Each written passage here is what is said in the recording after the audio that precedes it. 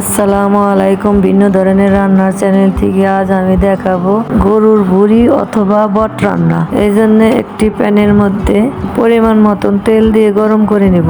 এরপর দিয়ে দিব পেঁয়াজ কুচি, একটু নেড়ে নিব। এরপর দিয়ে দিব 1 চামচ আদা রসুন বাটা, 1 চামচ লবণ, 1 চামচ হলুদের গুঁড়া, 1 চামচ মরিচের গুঁড়া ও 1 চামচ রাঁধুনি গুঁড়া মশলা। সামান্য একটু পানি দিয়ে পেঁয়াজটা কষিয়ে নিব।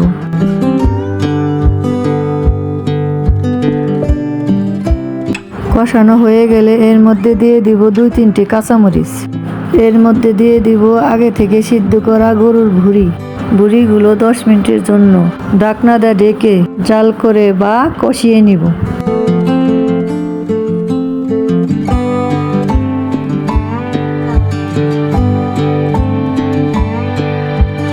ফিরে আসছি 10 মিনিট পর। 10 মিনিট পর গরুর ভুঁড়িগুলো ভালো মতন কষানো হয়ে গেছে।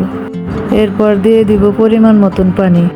পানির পরিমাণ যত বেশি দিবেন ভুঁড়িটা তত নরম হয়ে আসবে, এতে খেতেও সুস্বাদু লাগবে।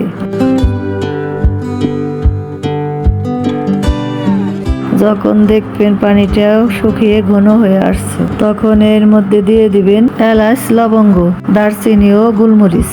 এরপর আপনাদের ইচ্ছা মতন জল শুকিয়ে নেবেন।